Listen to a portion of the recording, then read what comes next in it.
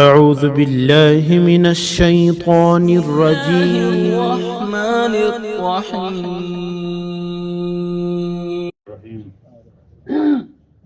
الحمد لله نحمده ونستعينه ونستغفره ونؤمن به ونتوكل عليه ونعوذ بالله من شرور أنفسنا ومن سيئات أعمالنا. من يهده الله فلا مضل له ومن يضلله فلا هادي له. ونشهد أن لا إله إلا الله وحده لا شريك له ونشهد أن سيدنا ومولانا محمدا عبده ورسوله صلى الله تعالى عليه وعلى آله وصحبه وبارك وسلم تسليما كثيرا كثيرا. أما بعد فأعوذ بالله من الشيطان الرجيم. بسم الله الرحمن الرحيم. إن الذين قالوا ربنا الله ثم استقاموا تتنزل عليهم الملائكة ولا تخافوا ولا تحزنوا وابشروا بالجنة التي كنتم توعدون. نحن أولياؤكم في الحياة الدنيا وفي الآخرة ولكم فيها ما تشتهي أنفسكم ولكم فيها ما تدعون نزلا من غفور رحيم. ومن أحسن قولا ممن دعا إلى الله وعمل صالحا وقال إنني من المسلمين. صدق اللہ العظیم. بزرگوں اور پیارے بھائیوں، دین کی بات سنی جاتی ہے دین کے کاموں کے لیے. یہ قاعدے کی چیز ہے، کوئی نئی بات نہیں ہے.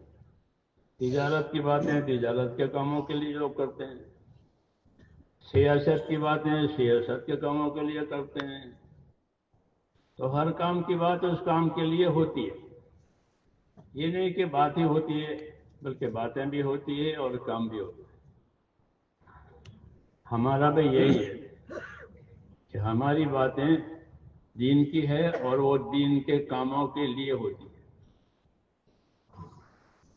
اور یہی اصل زندگی کا مقصد ہے کہ زندگی میں دین آوے، زندگیوں میں ہماری دین آوے. یہ اصل مقصد ہے. جیسے دوا کہ وہ دوا بدن میں جاوے، آنکھ کی دوا آنکھ میں جاوے، کان کی دوا کان میں جاوے، پیٹ کی دوا پیٹ میں جاوے تو وہ صحیح استعمال ہوا اور اس کے فائدے کی امید بھی ہوگی.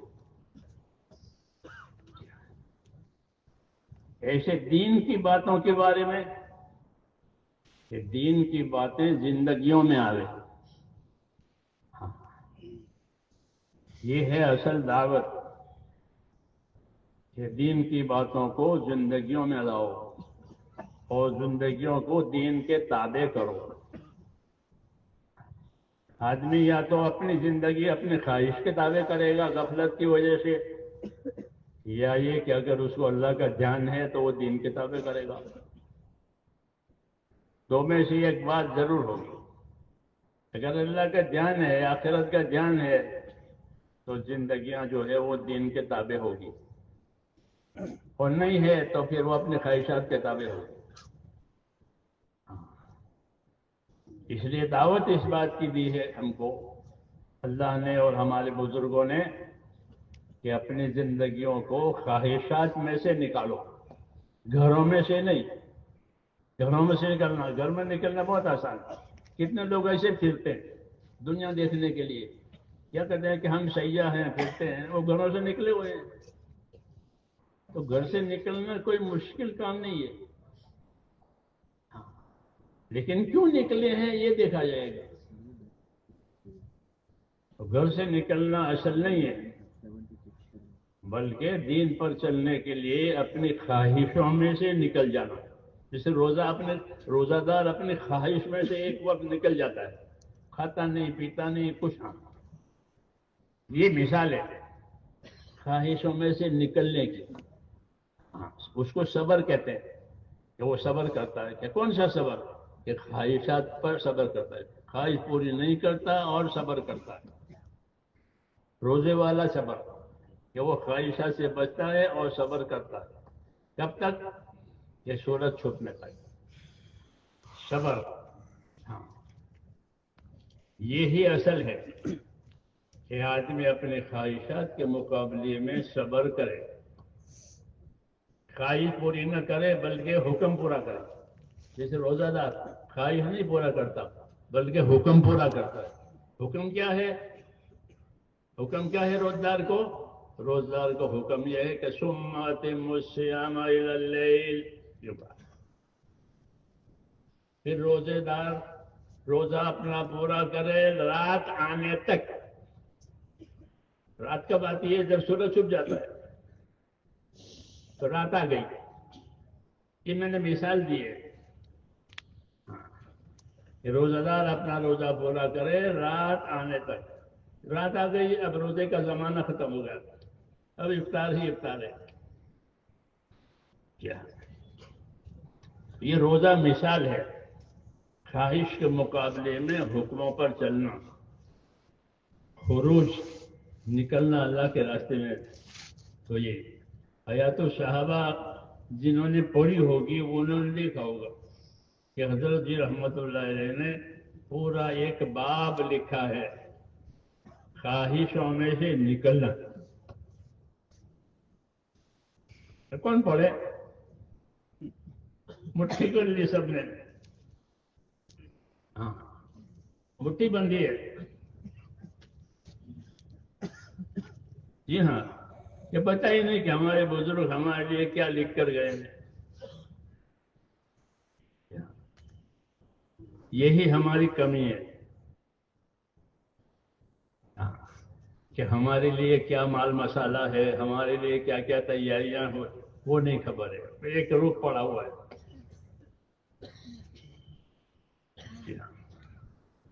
ورنہ یہ کام نبوت کا کام ہونا. جیسا فرماتے تھے میں اس محنت کو کار نبوت سمجھتا ہوں. کیا مطلب کار نبوت سمجھتے ہیں؟ کہ کار نبوت کی تاثیر یہ ہے کہ کار نبوت حالات بدل دیتا ہے. کہ نبوت کا کام شروع ہوگا تو حالات بدل جائیں گے. جی ہاں، مدینے میں جب حضور صلی اللہ علیہ وسلم کا کام پہنچا تو ایک تو مدینے میں بیماری تھی، خاص قسم کا بخار تھا جو حجاز میں مشہور تھا. اس کو حمہ یثرب کہتے تھے. یثرب یہ مدینے کا پرانا نام تھا، بعد میں اس کو یثرب کہنے کی ممانعت ہو گئی. یثرب جیسے ہمارا نظام الدین، نظام الدین کا یہ نام نیا ہے، سمجھے نہیں؟ ہاں ایسے ہی مدینہ کا یہ نام مدینہ منورہ یہ نیا نام ہے، پرانا نام منع ہو گیا. جب مدینہ منورہ میں حضور صلی اللہ علیہ وسلم کا کام پہنچا حالات بدل گئے. حالات بدلنا شروع ہوا. بیماری تھی بخار کی، وہ مشہور تھی حمہ یثرب. یثرب کا بخار جیسے ہمارے بعض ملکوں کا بخار ہوتا ہے نا، تو یثرب کا بخار آپ صلی اللہ علیہ وسلم کے جانے کے بعد اور آپ کے کام کے پہنچنے کے بعد وہ بخار نکل گیا. اس کو اللہ نے نکال دیا. بعض لوگوں کو خواب میں نظر آیا کہ کوئی ڈراؤنی شکل ہے عورت کی، وہ جا رہی ہے بری طرح. اس کی تعبیر یہ دی کہ وہ جو وبا تھی بخار کی وہ گئی. اب مدینہ کی فضا صاف ہو گئی آج تک، اور انشاءاللہ آئندہ بھی. کام کی تاثیریں ہوتی ہیں، فضاؤں پر بھی ہوتی ہے کہ فضائیں بدل جاتی ہے، مزاج بدل جاتے ہیں کام کی وجہ سے. اس کے میں اس کو نبوت کا کام سمجھتا ہوں کہ مزاج بدل گئے. کہ مزاج کیا تھے؟ کہ مزاج دشمنی کے تھے. بڑی دیر سے بڑے زمانے سے دشمنیاں چلتی تھی. چلی آ رہی تھی. اللہ نے خود فرمایا وَاذْكُرُوا نِعْمَتَ اللَّهِ عَلَيْكُمْ إِذْ كُنتُمْ أَعْدَاءً. سوچو تم تو دشمن تھے سب. پھر جب یہ کام آیا تو اللہ نے تمہارے دلوں میں سے دشمنیاں کھینچ لی اور تمہارے دلوں میں محبت ڈالی. یہ دوسرا فرق ہوا. ایک جو وبا تھی وہ گئی، دوسری جو وبا دلوں میں تھی دشمنیوں کی وہ گئی. جی ہاں، کام کے اثرات ہوتے ہیں. جی ہاں، کام کے اثرات ہوتے ہیں. اور دشمنیاں ختم ہو گئی. جی ہاں، اور مدینہ منورہ جو ہے ہجرت اور سنت کا مرکز بن گیا. یہ ہجرت کا مرکز ہے. یہاں لوگ ہجرت کر کر کے گئے گے، اپنا دین سیکھیں گے، اور یہاں سنت اور شریعت کی تعلیم دی جائے گی. یہاں سنت شریعت کی تبلیغ ہوگی، کیونکہ تبلیغ جو ہوتی ہے وہ سنت شریعت کی ہوتی ہے. ہاں، تبلیغ کس چیز کی ہوتی ہے؟ سنت شریعت کی. ہاں، یعنی نبی کے طریقے اور نبی نے جو طریقے لوگوں کو زندگی گزارنے کے لیے بتائے ہیں، تبلیغ اس کی ہوتی ہے. اسی کو سیکھا جاتا ہے تاکہ زندگی میں وہ طریقے آنے جو نبی کو ملے ہیں، اور وہ طریقے نکل جائیں جو باپ دادوں والے ہیں یا جہالت والے ہیں. جہالت والے طریقے نکل جائیں، باپ دادوں والے طریقے نکل جائیں، اور وہ طریقے آئیں جو اللہ کے نبی کے ذریعے سے ملیں گے. تبلیغ تو ہوتی ہے کتاب اور سنت کی. کس کی؟ اللہ کی کتاب کی تبلیغ. تبلیغ کے معنی پہنچانے کے ہیں. کیا پہنچاؤ؟ کہ جو وحی آئی ہے وہ پہنچاؤ. نبی کو یہ حکم ہے. تو نبی پر وحی آتی تھی، کبھی تو کتابی کی شکل میں آتی تھی، کبھی دوسری ضروری باتوں کی شکل میں بھی آتی تھی قرآن شریف کے علاوہ. تو نبی ان دونوں باتوں کو لوگوں کو پہنچاتے تھے کہ آج یہ ہوا، یہ ہوا، یہ ہوا، اور اس کا انتظار رہتا تھا. جیسے باغ میں سے صبح تازہ پھول آ رہے ہیں تو کتنا اچھا لگے، تازے پھول آ رہے ہیں. ایسے ہی صحابہ انتظار کرتے تھے، وہی آ رہی ہے، وہی آ رہی ہے، اللہ کی طرف سے کوئی بات آ رہی ہے. حضور صلی اللہ علیہ وسلم خود بھی بار بار آسمان دیکھتے تھے، بار بار آسمان کی طرف دیکھتے. قد نرى تقلبك وجهك في السماء. اللہ کہتے ہیں ہم دیکھ رہے ہیں کہ تمہارا چہرہ بار بار آسمان کی طرف اٹھتا ہے، وہی کے انتظار میں کہ کوئی اللہ کی طرف سے کوئی بات آئے گی، اللہ کی طرف سے کوئی بات آئے گی. شوق ہوتا تھا، اور ہونا بھی چاہیے. کیوں؟ کہ اس سے ہمارا اور خدا کا تعلق پیدا ہوتا ہے. دین سے بندوں کا اور اللہ کا تعلق پیدا ہوتا ہے. اللہ کی کسی سے رشتہ داری نہیں ہے، اللہ کسی کے کنبے کٹم کا آدمی نہیں ہے. جی ہاں، اللہ تو اللہ ہے. لیس کمثلہ شیء، اس کے جیسا تو کوئی بھی نہیں ہے. تو اس کا تعلق بندوں سے ہو جاتا ہے.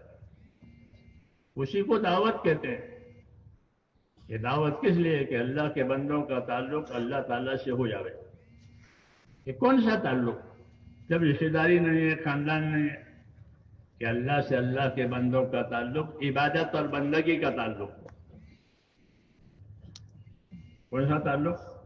کہ اپنے اللہ سے عبادت اور بندگی کا تعلق پیدا کرو. یہ دعوت ہے. یہ دعوت ہے کہ اپنے خدا سے اپنا تعلق عبادت اور بندگی والا اپنے اندر پیدا کرو. کیوں؟ کہ اللہ نے ہم کو یہ خبر دی ہے کہ میں نے جناتوں کو، انسانوں کو میری عبادت کے لیے ہی پیدا کیا ہے. یہ کہا ہے کہ میں نے جناتوں کا نام اس لیے لیا ہے کہ ہم سے پہلے زمین پر جن آباد تھے، اب بھی ہیں. اور پھر بنی آدم آئے، آدم کی اولاد. تو ان دونوں مخلوق کو اللہ نے فرمایا کہ ان دونوں مخلوق کو میں نے عبادت کے لیے پیدا کیا ہے. باقی مخلوق کو مختلف خدمتوں کے لیے پیدا کیا ہے. یہ کہا کہ باقی مخلوق کو مختلف خدمتوں کے لیے پیدا کیا ہے. زمین کی مخلوق، آسمان کی مخلوق، ان کے ذمہ خدمتیں ہیں. جی کس کی؟ ہماری خدمت. تمہاری خدمت کے لیے زمین آسمان کی مخلوق کو پیدا کیا ہے.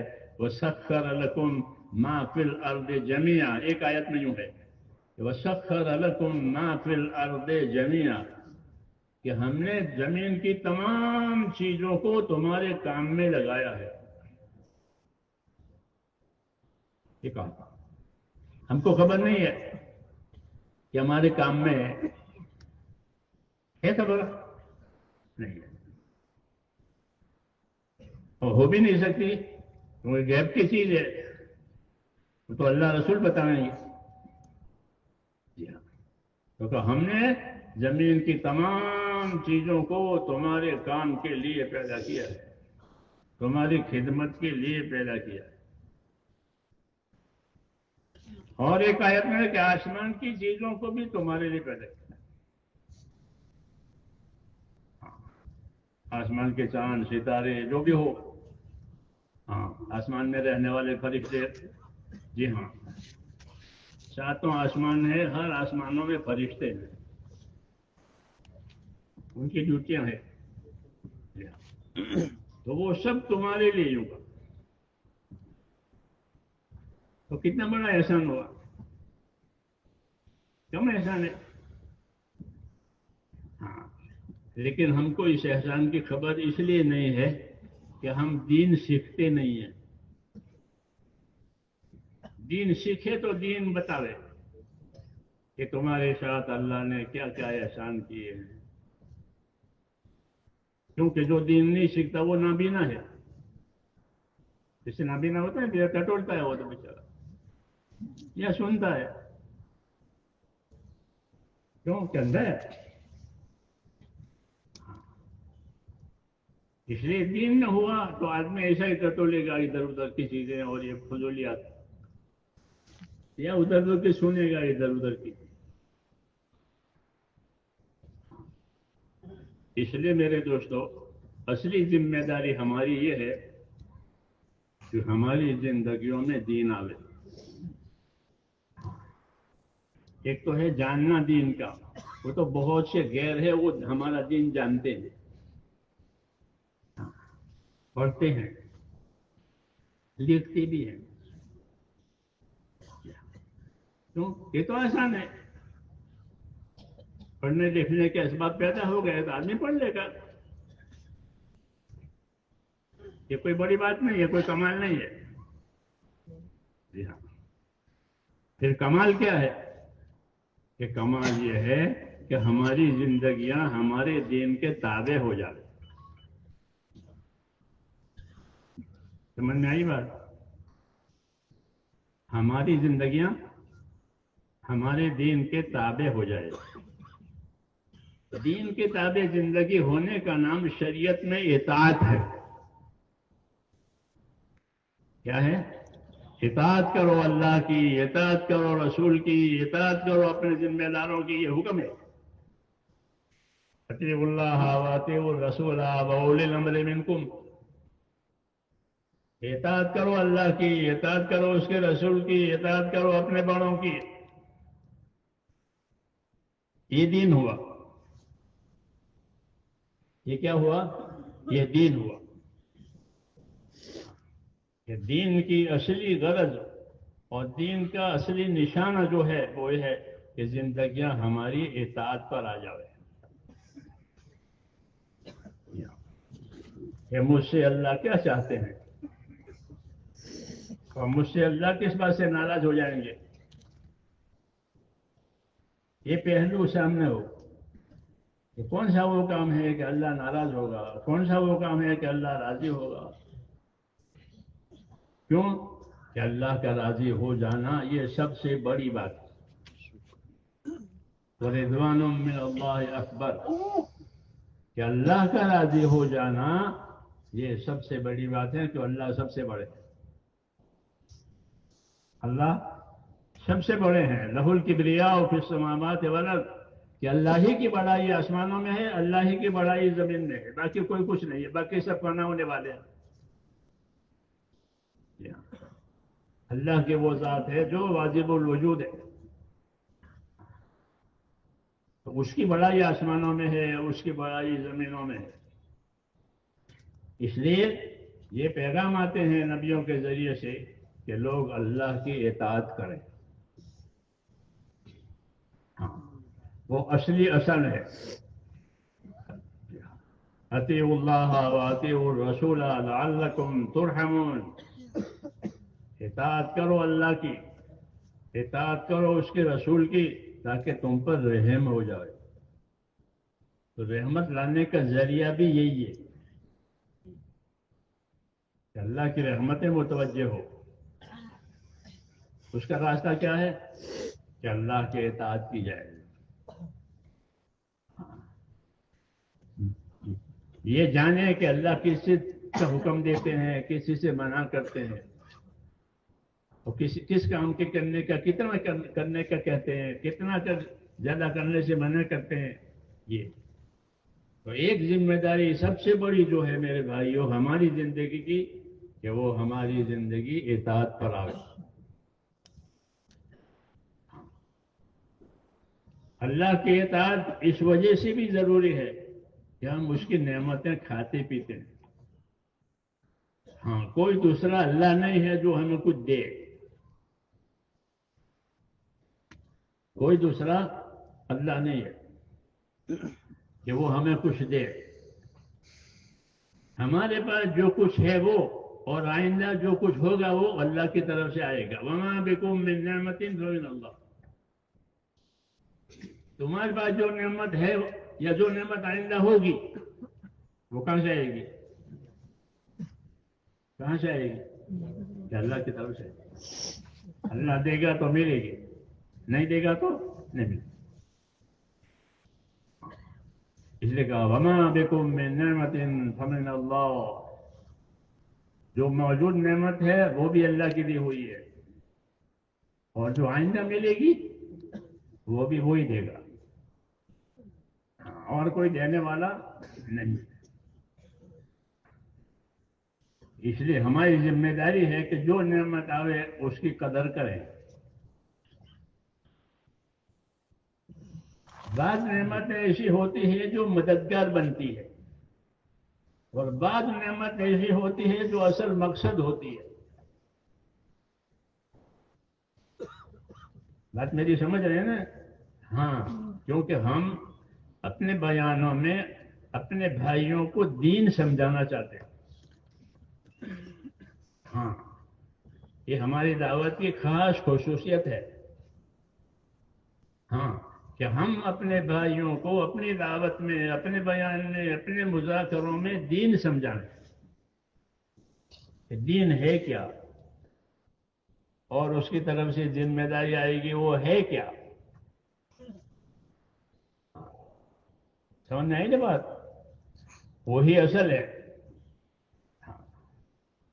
تو اس دعوت کے ذریعے سے دین سمجھنا ہے۔ دین میں دو چیزیں ہیں، ایک اللہ کے حکم ہوتے ہیں، دوسرا نبی کے طریقے ہوتے ہیں۔ کیا ہوتے ہیں؟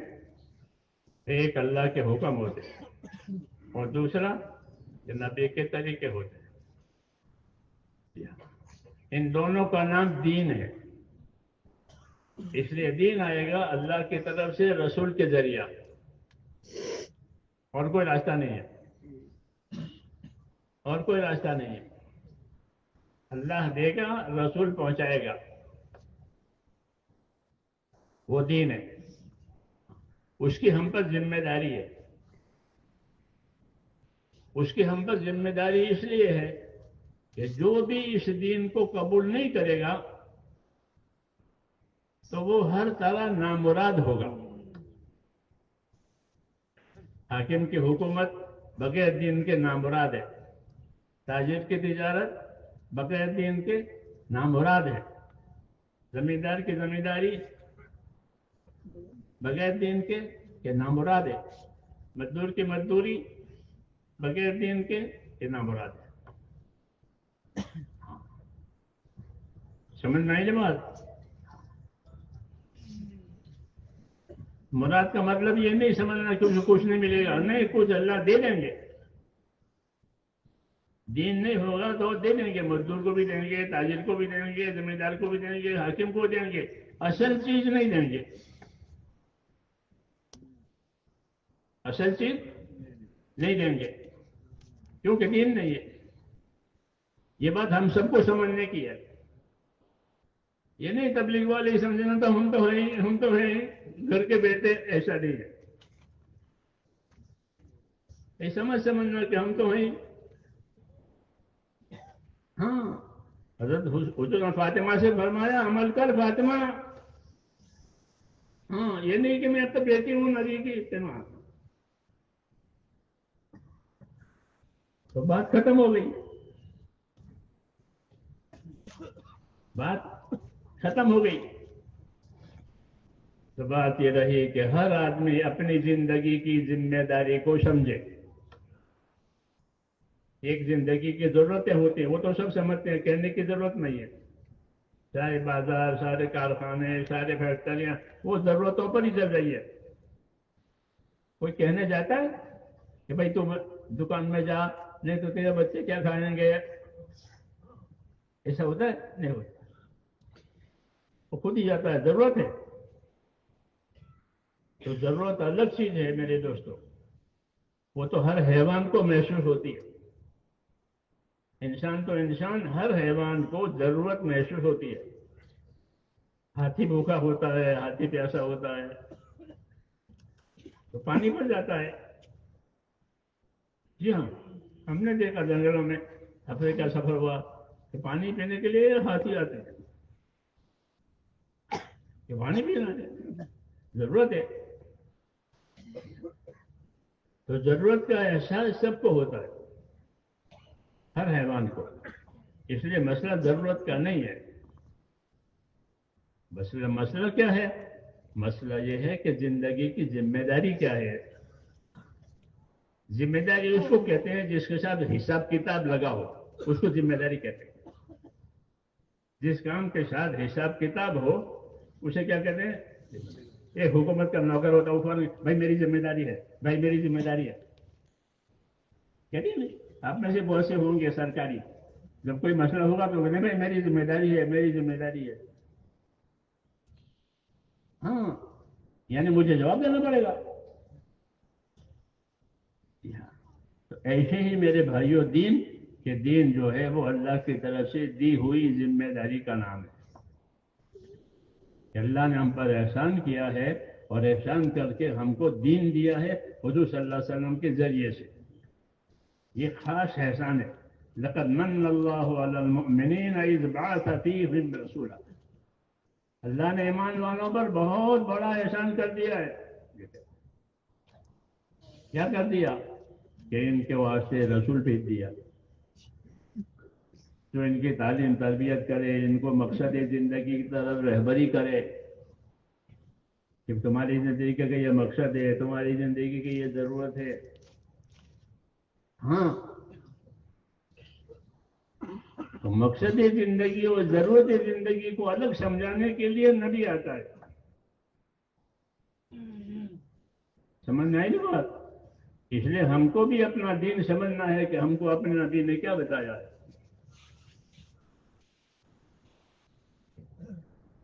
دین مقصد زندگی ہے. یہ یہاں بھی ساتھ رہے گا اور قبر میں بھی ساتھ جائے گا. جی ہاں، اور آخر تک ساتھ رہے گا اگر دین ہے تو. اور دین نہیں ہے تو، کہ دین نہیں ہے تو اس کی بے دینی یہاں بھی ساتھ رہے گی، اس کی قبر میں بھی ساتھ رہے گی، اور آخرت میں جہاں جائے گا وہاں، بلکہ یہ بے دینی خود اس کو لے جائے گی. یہ حدیثوں میں، یہ بات حدیثوں میں ہے کہ مردہ اپنے قبر میں ایک آدمی کو دیکھتا ہے، بہت اچھی صورت، اچھی شکل، اس کو دیکھ کر جی لگتا ہے، بھائی تم کون ہو؟ میرا دوبارہ جی تمہارا، اس لیے کہ قبر میں وحشت ہوتی ہے۔ قبر میں کیا ہوتا ہے کہ قبر میں وحشت ہوتی ہے مردے کو۔ ہاں، حضور نے فرمایا کہ قبر سے زیادہ وحشت اور بھیانک جگہ میں نے نہیں دیکھی۔ تو وہ بھیانک جگہ ہے، وحشت کی جگہ ہے، تو وہاں کوئی آدمی جان پہچان کا مل جائے، کام کا مل جائے تو کتنا اچھا۔ تو ایک آدمی کو دیکھے گا مرنے والا کہ اچھی شکل صورت ہے اور اس سے میرا جی لگتا ہے، تو اسے پوچھے گا آپ کون ہو؟ میرا جی لگتا ہے آپ کے ساتھ، تو مجھے آپ کی وجہ سے اچھا لگ رہا ہے، تو وہ کہے گا میں آپ کا نیک عمل ہوں۔ کیا ہوں؟ میں آپ کا نیک عمل ہوں اور آپ کے ساتھ رہوں گا، آپ کے ساتھ ہی رہوں گا جب تک آپ اپنے انجام کو نہ پہنچ جائیں، وہاں تک آپ کے ساتھ رہوں گا، آپ کو اپنے انجام پر پہنچاؤں گا۔ چاہے اس کو کتنی خوشی ہوگی اس کو کہ مجھے تو ایک رہبر بھی مل گیا، مددگار بھی مل گیا، ہاں اس بے کسی بھی رہ کر پوچھے۔ یہ تمام باتیں میرے بھائیوں حدیثوں میں ہم کو حضور صلی اللہ علیہ وسلم نے بتائی ہے۔ سمجھ آئی نا بات؟ اس لیے ان باتوں کا جاننا ضروری ہے اپنی زندگی میں دین لانے کے لیے۔ ہاں، دوسری باتیں جو ہیں وہ دین سے دور کرنے والی ہے، ہاں غافل کرنے والی ہے یا جاہل رکھنے والی ہے۔ یا تو غافل کرے گا، غافل کا مطلب یہ ہے کہ معلوم ہے لیکن میں عمل نہیں کرتا، اس کو غافل کہتے ہیں۔ کیا میں جانتا ہوں؟ ہاں میں جانتا ہوں، وہ کرتا ہے نہیں، اسے غافل کہتے ہیں۔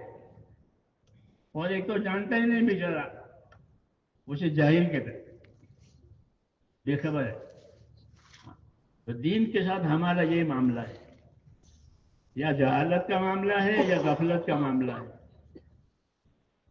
یا تو جانتے ہی نہیں ہے، یا جانتے ہیں لیکن اپنے آپ کو اس کا پابند نہیں کرتے۔ یہ دعوت اسی کے لیے ہے کہ جاننے کی باتوں کو جانو اور اپنے آپ کو اس کا پابند کرو، اور پابند اس لیے کرو کہ اس کی وجہ سے آخرت بنے گی۔ کیا بنے گی؟ آخرت بنے گی۔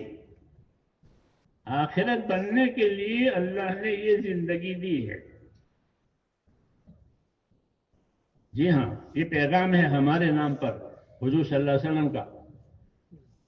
ہاں، ہمارے نام محمد کے نام پیغام ہے۔ اب تو میسج کی دنیا نا، آپ کے نام میسج ہے، میسج ہے، تو یہ میسج ہے ہمارے نام حضور صلی اللہ علیہ وسلم، اور وہ میسج میں آپ نے یہ فرمایا ہے کہ ان الدنیا خلقت لکم، اللہ نے دنیا کو تمہارے لیے پیدا کر دیا ہے، خوش ہو جاؤ، اور کوئی شریک نہیں ہے آپ کے لیے، یہ کوئی جنات، کوئی فرشتہ آپ کی دنیا میں شریک نہیں۔ میری بات سمجھ رہے ہیں؟ کوئی فرشتہ سونا پہنتا ہے، کوئی جن سونا پہنتا ہے، آپ پہنتے ہیں، پہناتے ہیں، ہاں۔ حضور یہ کہہ رہے ہیں کہ دنیا کی نعمتیں اللہ نے آپ کے لیے پیدا کی ہے، پھر آپ کو اس کو حاصل کرنا بھی آسان کر دیا ہے، اس کو کیسے حاصل کرو گے؟ ہاں، تو کہا دنیا اللہ نے تمہارے لیے پیدا کی ہے، یہ بڑا انعام ہے۔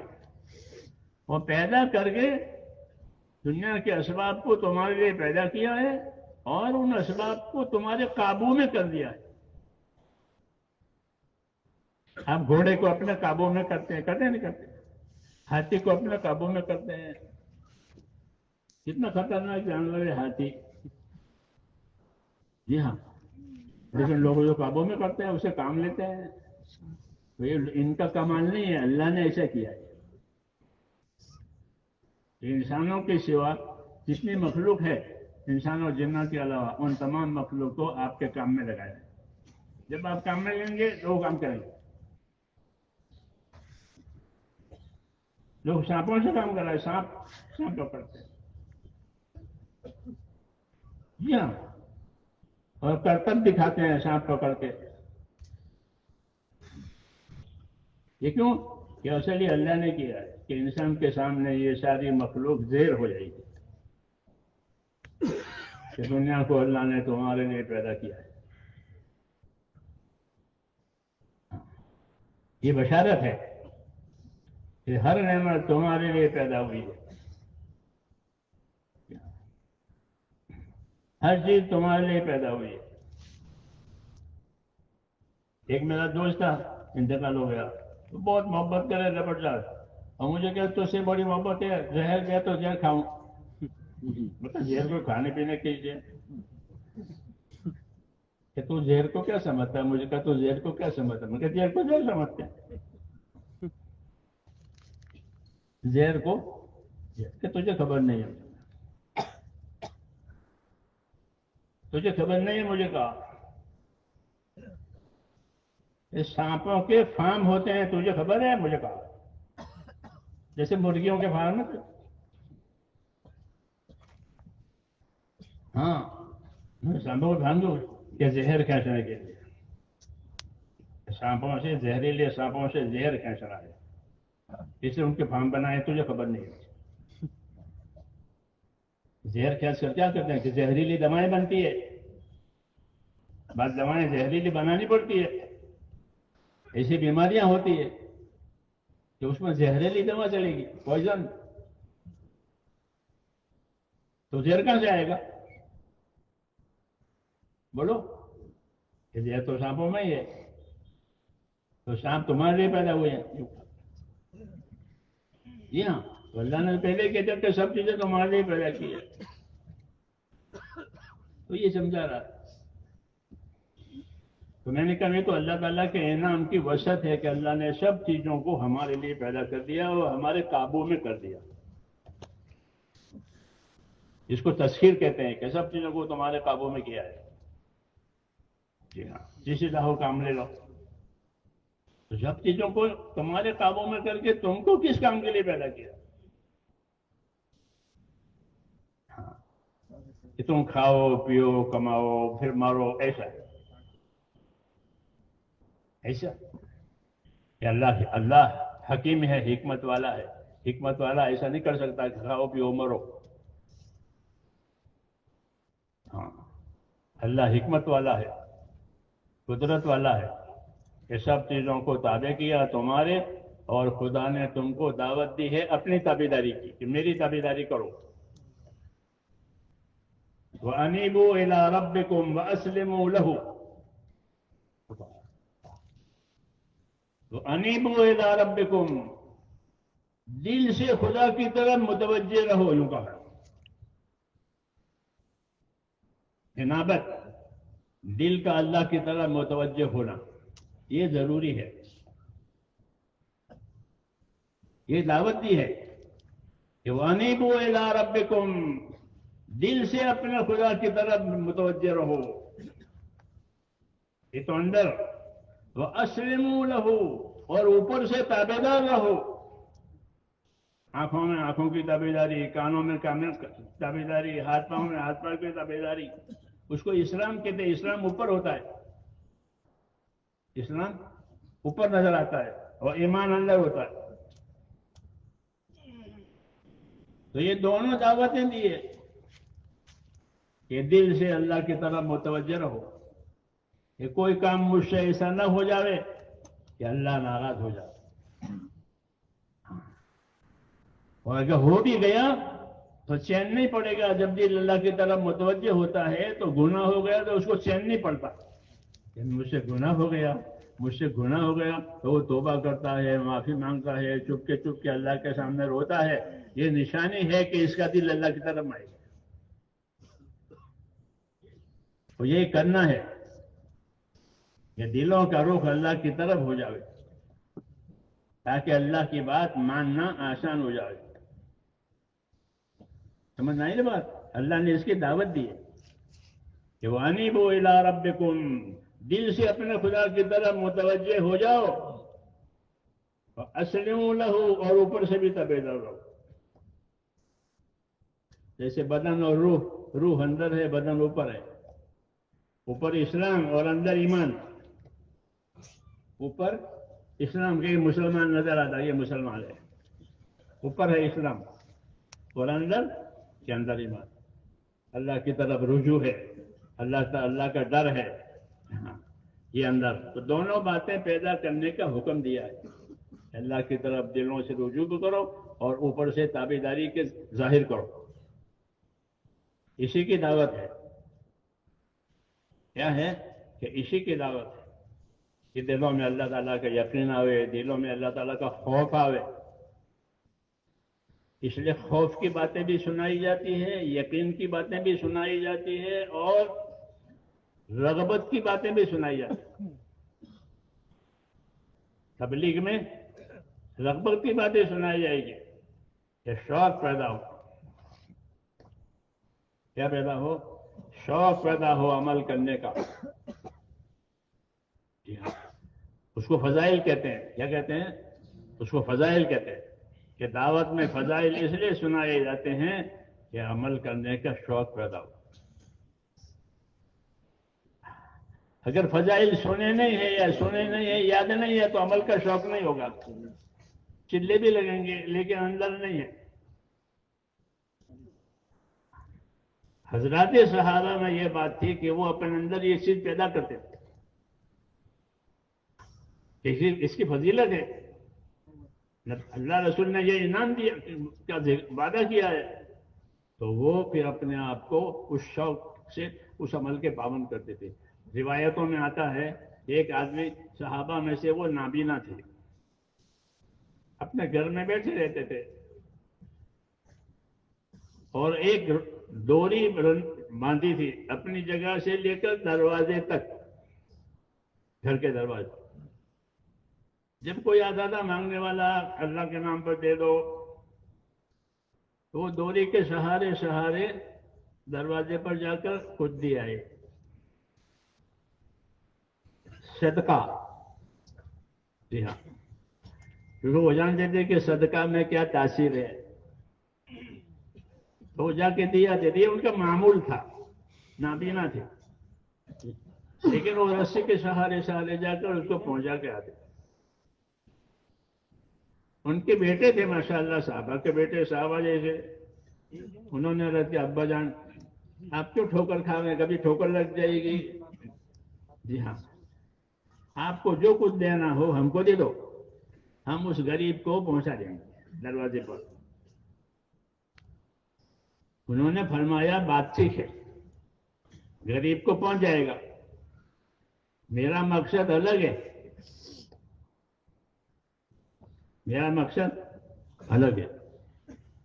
تو وہ کیا کہ ہم نے اپنے نبی سے یہ بات سنی ہے کہ حاجت مند کو، ضرورت والے کو اپنے ہاتھ سے مدد دینا یہ آدمی کو بری موت سے بچاتا ہے.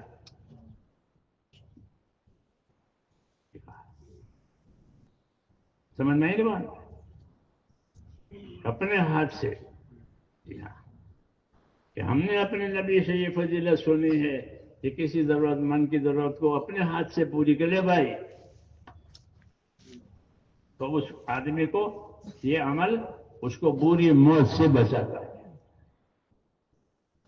یہ مثال ہے فضیلت کی، کہ جب آدمی کے اندر فضیلت اور فضیلت کی چیز اندر اترے گی تو پھر وہ چیز اس کے عمل میں آسان ہو جائے گی، چاہے نابینا ہو.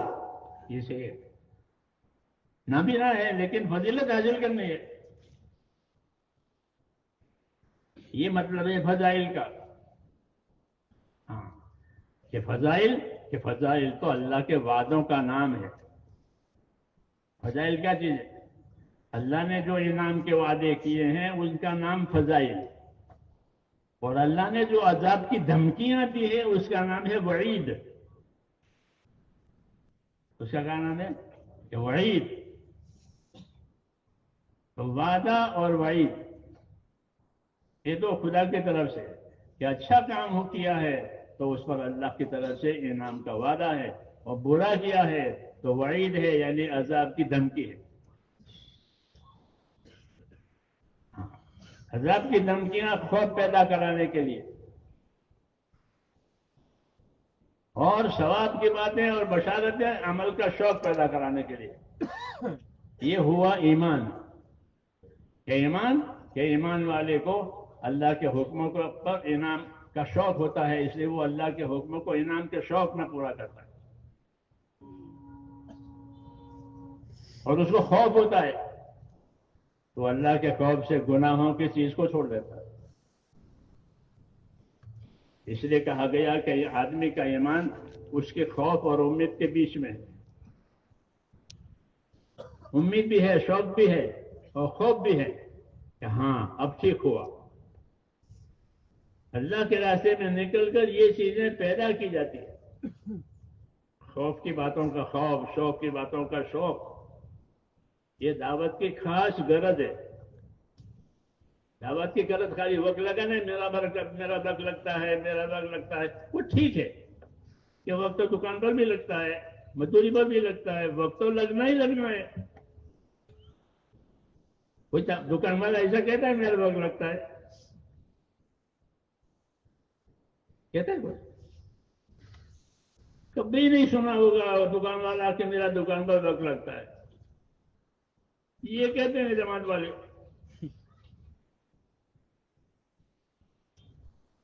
کہ میرا وقت لگتا ہے۔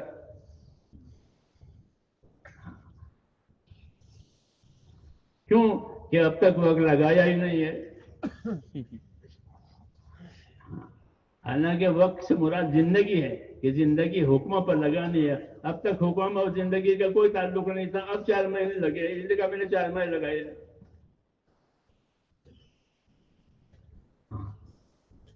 ورنہ وقت، کہ مسلمان کا وقت کس کے لیے ہے؟ قل ان صلاتی و نسکی و محیای و مماتی للہ رب العالمین۔ کہ نبی کہو، نبی سے کہلوا رہے ہیں اور ہم کو سبق یاد دلا رہے ہیں۔ نبی سے کہلوا رہے ہیں اور ہم کو سبق یاد دلا رہے ہیں۔ قل ان صلاتی و نسکی و محیای و مماتی للہ رب العالمین۔ اے نبی بتاؤ میرے بندوں کو کہ میری نماز، میری قربانی، میری نماز، میری قربانی۔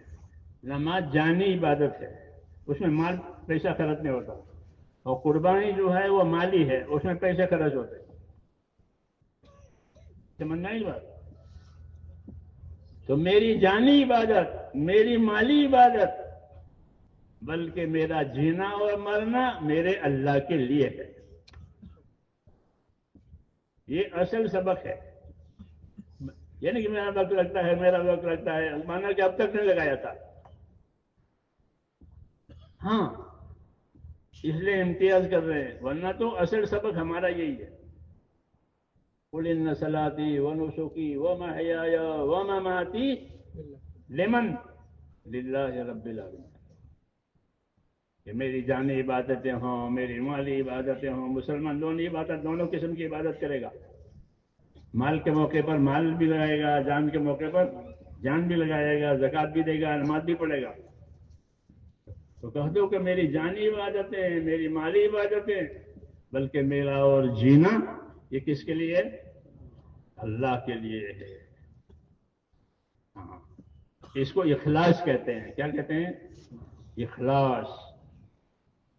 حدیث شریف میں ہے کہ اخلص دینک یکفیک العمل القلیل، اخلص دینک یکفیک العمل القلیل۔ اپنے کام میں، اپنے عمل میں اخلاص پیدا کر لے، تھوڑا عمل بھی کافی ہو جائے گا۔ کیا پیدا کر لے؟ اخلاص والا اللہ کے لیے کرنا، کوئی دیکھے کوئی نہ دیکھے، کوئی تعریف کرے کوئی برائی کرے، کچھ ان کو اللہ کے لیے کرنا ہے۔ کیا کرنا ہے کہ جو اللہ نے فرمایا وہ کرنا ہے، اللہ کا فرمایا ہوا اللہ کے لیے کرے وہ مخلص ہے۔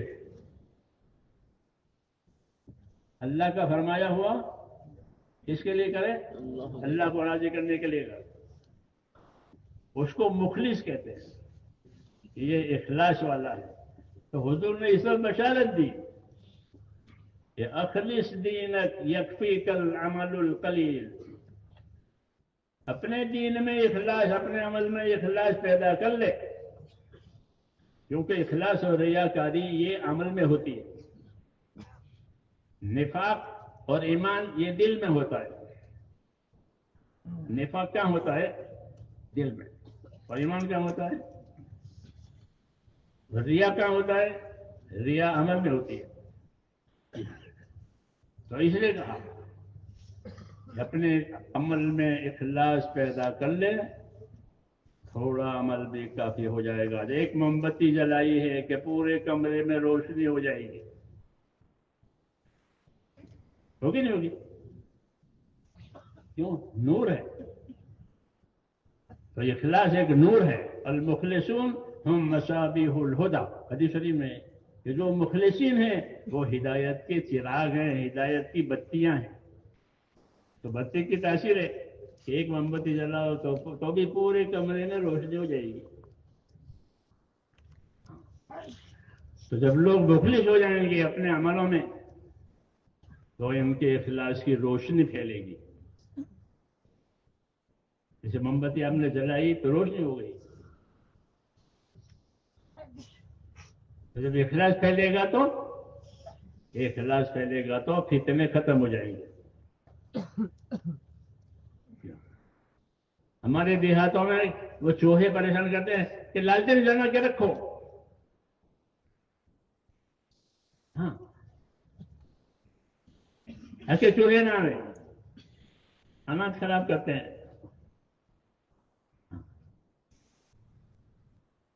تو روشنی کی وجہ سے فساد، اخلاص کی روشنی ہوتی ہے تو پھر فساد ختم ہو جاتا ہے۔ یہ چوہے نہیں آئیں گے، سمجھے نہیں؟ تو ہم کو یہ دعوت دی ہے، اخلص دینک یکفیک العمل القلیل، اپنے دین میں اخلاص پیدا کر لے، تھوڑا عمل بھی کافی ہو جائے گا، کیونکہ وہ اللہ کے لیے ہوا ہے۔ تو جو اللہ کے لیے ہو وہ چھوٹی نہیں ہے، وہ بہت بڑی بات ہے، اللہ اس کو بڑی کریں گے۔ جیسے گٹلی سے درخت نہیں بناتے اللہ، آپ نے گٹلی ڈالی اللہ نے درخت بنا دیا۔ جی ہاں، ایسے چھوٹے عمل میں کہ چھوٹا عمل اللہ کے لیے، اللہ اس کو بڑا کرتے، اللہ بڑا ہے تو آپ کے چھوٹی کو وہ بڑا کرے گا۔ کبھی کبھی ابو ہریرہ رضی اللہ تعالیٰ عنہ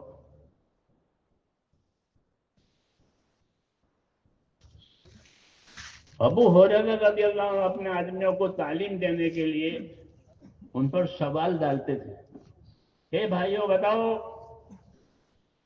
تو وہ کیا بتائیں گے؟ وہ تو خود بتانا چاہتے ہیں اس لیے پوچھے۔ تو ایک دن پوچھا اپنا مجمع سے، اے بھائیوں ایسا آدمی بتاؤ کہ جس نے ایک نماز بھی نہیں پڑھی وہ جنت میں چلا گیا؟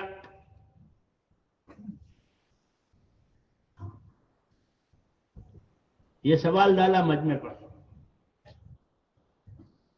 یہ مجمع پر یہ سوال ڈالا۔ وہ یہ سوال ایک بات سکھانے کے لیے، یہ تعلیم کا طریقہ ہے، کبھی پوچھ کے بتائیں، وہ کبھی یاد بھی کراویں، طریقے ہیں۔ تو یہ پوچھا کہ ایسا آدمی بتاؤ کہ ایک نماز نہیں پڑھی اور جنت میں چلا گیا۔ تو لوگ تو حیران، نماز چھوڑ کے کیسے جنت میں چلا گیا؟ نماز چھوڑ کے کیسے جنت میں چلا گیا؟ ہمارے حضرت نے کہ ایک نماز چھوڑ، ایک حکم جہنم میں، اور ایک حکم 80 سال کا اور 80 سال وہاں کے، بتا نہیں سب۔ نماز چھوڑنے کا تھا، تو وہاں تو ایک نماز ہی نہیں پڑھی اور جنت میں چلا گیا. تو وہ اخلاص کی مثال تھی. پھر جب کوئی نہیں بتا پایا تو فرمایا بنی عبد الاشل، یہ مدینہ منورہ کا قبیلہ ہے، بلکہ ایک قبیلے کی شاخ ہے بنو عبد الاشل. اس کا نام تھا عشیرم، کہ وہ بغیر نماز پڑھے جنت میں جانے والا بندہ عشیرم ہے. لوگوں کو پوچھا عشیرم کیوں جنت میں چلا گیا بغیر نماز پڑھے؟ فرمایا جب وہ صبح اٹھا تو مسلمان نہیں تھا، اپنے باپ دادوں پر پوچھا بھائی چچا جاد بھائی وہ کوئی بھی نہیں ہے، سب خالی پڑا ہے، کہاں ہے سب سے لوگ کہاں چلے گئے؟ لوگوں نے کہا کہ سارے ساتھی تو وہاں رسول صلی اللہ علیہ وسلم کے ساتھ احد کے میدان میں ہیں. آپ صلی اللہ علیہ وسلم کے ساتھ احد کے میدان میں ہیں. تمہارے بھائی چچا جاد بھائی جو بھی سب وہ سب ایمان والے تھے، یہ ایمان والا نہیں تھا، تو سب چل گئے. تو یہ بھی ایمان آیا، تو کلمہ پڑا اور میدان میں چلا گیا اور وہاں جا کے شہید ہو گیا. اس کو نماز پڑھنے کا موقع نہیں ملا. ہاں فجر کی نماز تو نکل چکی تھی. فرمایا یہ بغیر نماز پڑھے جنت میں جانے والا مخلص. کسی نے کچھ کہا نہیں، نہ کچھ نہیں سمجھایا، کچھ نہیں.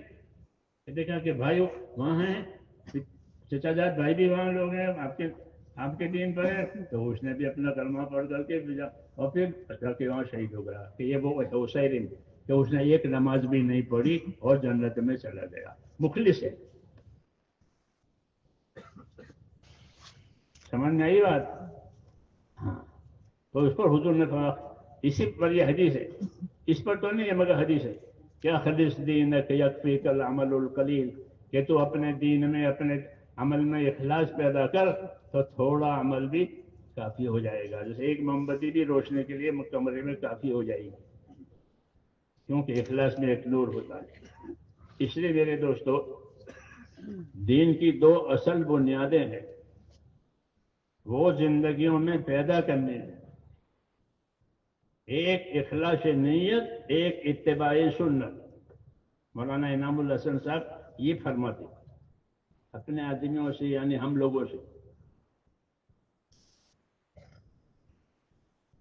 کہ اخلاص نیت، کہ جو کام کرو اپنے اللہ کے لیے کرو کہ اللہ میری آخرت بنا دے. جب اللہ راضی ہوگا تو اللہ تمہاری اور ہماری آخرت بنا دے گا. کہ اللہ کے راضی ہونے پر سارا مسئلہ ہے، رضوان من اللہ اکبر، اور اللہ کے ناراض ہونے پر سارا مسئلہ بگڑ جائے گا. عیسیٰ علیہ السلام سے کسی نے پوچھا کہ سب سے زیادہ ڈرنے کی بات، خطرناک بات کیا ہے؟ عیسیٰ علیہ السلام نے فرمایا سب سے زیادہ ڈرنے کی بات، خطرناک بات، اللہ کا ناراض ہونا. کیا ہونا؟ اللہ کا ناراض ہونا. یہ سب سے زیادہ خطرناک بات ہے کہ اس کی ناراضگی، کہ اس کے ناراضگی کے بعد اس کی کوئی حیثیت ہی باقی نہیں رہے گی. فلما آسفونا انتقمنا منهم فاغرقناهم اجمعین. یہ کہا فرعونیوں کے بارے میں کہ انہوں نے ہم کو ناراض کیا. فرعونیوں کے بارے میں کہا کہ انہوں نے ہم کو ناراض کیا تو ہم نے ان سے بدلہ لیا، اور بدلہ یہ لیا کہ ان کو سب کو ایک ہی وقت میں جب سمندر میں ڈبو دیا، پوری حکومت غارت کر دی. یہ عیسیٰ علیہ السلام سمجھا رہے کہ سب سے زیادہ خطرناک چیز اللہ کا ناراض ہونا. فلما آسفونا انتقمنا منهم فاغرقناهم اجمعین. کہ جب انہوں نے ہم کو ناراض کیا تو ہم نے ان کو سمندر میں ڈبو دیا، ہاں، اور سب کو ایک ساتھ ہلاک کر دیا. اسے اللہ کا راضی ہو جانا بڑی چیز ہے. ناراض ہونا خطرناک چیز ہے، اور اللہ کو راضی کرنے کے لیے ایک ہی راستہ ہے، وہ دین ہے۔ تو کیا ہے؟ تو وہ دین ہے۔ دین کے علاوہ کوئی اور راستہ اختیار کرے گا آدمی تو بات نہیں بنے گی۔ من یبتغی غیر الاسلام دینا فلن یقبل منہ، جو اس دین کے علاوہ کوئی اور دین اختیار کرے گا وہ قابل قبول نہیں ہوگا، اور وہ نقصان میں ہمیشہ کے لیے اتر جائے گا۔ اس لیے میرے دوستو، اپنے اندر دین لانا ہے کہ اللہ کا یقین، اللہ کا خوف، ایک تو یہ آوے، یقین پیدا ہوگا تو اطاعت کرنا آسان ہو جائے گا کہ مجھ کو اللہ یہ دینے والے ہیں، یہ دینے والے ہیں۔ یقین اطاعت پر لے جاتا ہے، اور خوف معصیت اور گناہ سے بچاتا ہے۔ خوف بچاتا ہے کس سے؟ کہ معصیتوں سے اور گناہوں سے۔ تبلیغ اسی کی ہے کہ امت کے دلوں میں اللہ کا یقین آوے کہ اللہ عذاب دینے والا بھی ہے، ثواب دینے والا بھی ہے، جنت دینے والا بھی ہے، دوزخ دینے والا ہے، حساب کتاب بھی وہی کرنے والا ہے۔ ہاں، اس کا یقین آوے کہ میرا حساب اللہ کرے گا۔ جی ہاں، ان الینا ایابہم ثم علینا حسابہم ثم ان علینا، کہ ان سب کا لوٹ کر آنا بھی اللہ میری طرف، کہ اللہ کہ ان سب کا لوٹ کر میری طرف آنا ہے، اور ان سب کا حساب بھی میرے ذمہ ہے۔ تو حساب کون لے گا؟ کہ اللہ دے گا۔ اس کو پہلے سے معلوم ہے کیا ہوا ہے۔ حساب تو ایک قاعدے کی بات ہے، ضابطے کی بات ہے، اور حساب اللہ کے ذمہ ہے۔ جی ہاں، اس لیے عیسیٰ علیہ السلام نے یہ بات کہی تھی کہ اللہ کا ناراض ہونا سخت بات ہے۔ ہاں، اس لیے میرے دوستو، زندگی ہماری، کہ ہماری زندگی اللہ کے دین پر آوے، کہ اللہ نے اس دین کو پسند کیا ہے۔ وَرَضِيتُ لَكُمُ الْإِسْلَامَ دِينًا، کہ تمہارے لیے میں نے اس دین اسلام کو تم کو پسند کر کے دیا ہے۔ تو کتنی بڑی عزت ہے۔ ایک چیز اللہ تعالیٰ جو ہم کو پسند کر کے، یہ میں آپ کے لیے پسند کر کے لایا ہوں۔ ہوتے ہیں دوستوں میں، تاجروں میں، کبھی مکے مدینے سے کہ میں یہ خاص آپ کے لیے پسند کر کے لایا ہوں، اپنے دوست سے کہتا ہے، ہوتا ہے ایسا دوستوں میں، تو وہ خوش ہو جاتا ہے کہ آپ کے لیے پسند کر کے لایا ہوں۔ تو اللہ تعالیٰ نے مسلمانوں سے کہا میں نے تمہیں پسند کر کے اپنا دین دیا ہے۔ تو سوچو اللہ کی پسندگی کتنی اونچی ہوگی۔ جب ایک دوست پسند کر کے لاتا ہے، ہمارا ایک دوست دہلی میں، جب وہ پپیتے لائے تو بہت میٹھے، کیوں؟ پپیتوں کا تاجر ہے، اور جب وہ میٹھے کھا کر کے ہم سامنے بھی دکان ہے وہاں سے لے وہ میٹھے نہیں ہوئے۔ یہ کیوں؟ کہ وہ پسند کر کے لایا، وہ اس کا تاجر ہے، تو وہ ہمارے لیے تعلق کی وجہ سے پسند کر کے لایا۔ اللہ نے یہ احسان جتایا کہ میں نے تمہارے لیے دین اسلام کو پسند کر کے دیا ہے۔ یہ تو تعلق کی نشانی ہے، تعلق کی نشانی ہے کہ اللہ نے ایک چیز ہم کو پسند کر کے دی ہے۔ جب دین پسند کر کے دیا ہے تو اللہ بے دینی کیسے پسند کریں گے؟ ہاں، کہ دین کے جواب میں بے دینی، یہ وہ سخت ہے کہ اللہ نے ہم کو دین دیا اور ہم کو بے دینی پیش کرے۔ اس لیے میرے بھائیوں، اس دعوت کی یہی غرض ہے کہ ہم اپنا رخ اللہ کی طرف کریں، اپنی محنت کو صحیح کریں۔ ہر محنت منفعت کے لیے ہوتی ہے، قاعدہ ہے کہ ہر محنت کسی نفع کے لیے ہوتی ہے۔ محنت کے لیے نہیں ہوتی۔ ایسے ہے کوئی محنت کبھی کیوں محنت کی کہ محنت کرنی چاہیے، اسے کوئی نہیں کرتا۔ یہ قاعدہ ہے کہ ہر محنت منفعت کے لیے، یعنی ہر محنت نفع کے لیے ہوتی ہے۔ تجارت کی محنت تجارت کے نفع کے لیے، کھیتی کی محنت کھیتی کے نفع کے لیے، قاعدہ ہے، اور ہر ایک کی چاہت بھی یہی ہے۔ تو دین کی محنت، کہ دین کی محنت دین کے نفع کے لیے۔ دین کی محنت وقت لگانے کے لیے، کہ دین کی محنت دین کے نفع کے لیے. کہ دین کا کیا نفع ہے؟ کہ دین کا نفع یہ ہے کہ دلوں میں اللہ کا یقین آئے کہ اللہ ہی ہے اکیلا، اس کے ہاتھ میں سب کچھ ہے، حیات موت سب، وہ جو چاہے گا وہ ہوگا، اور جو وہ نہیں چاہے گا وہ کیوں نہیں ہو سکتا. کوئی طاقت اس کے مقابل کی نہیں ہے، کوئی طاقت اس کے موافق کی بھی نہیں ہے. کہ دلوں میں یقین آئے. یقین کیا کرے گا؟ کہ یقین اطاعت پر لے جائے گا. یقین اطاعت پر لے جائے گا.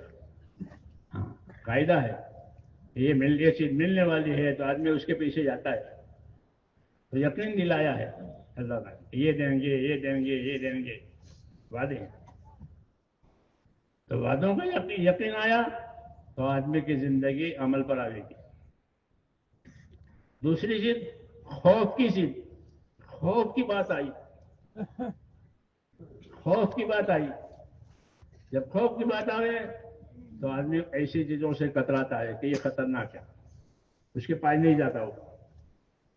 خوف کی بات ہے، خطرناک ہے.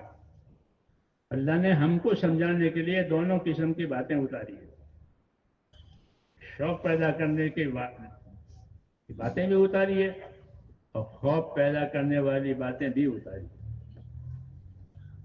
جو انسان کی طبیعت ہے ایسی، نبیوں کو اللہ بشیر اور نذیر بنا کر دیتے، یعنی بشارتیں سنانے والے، خوشخبریاں دینے والے، اور نذیر ڈرانے والے، خطرے سے بچانے والے.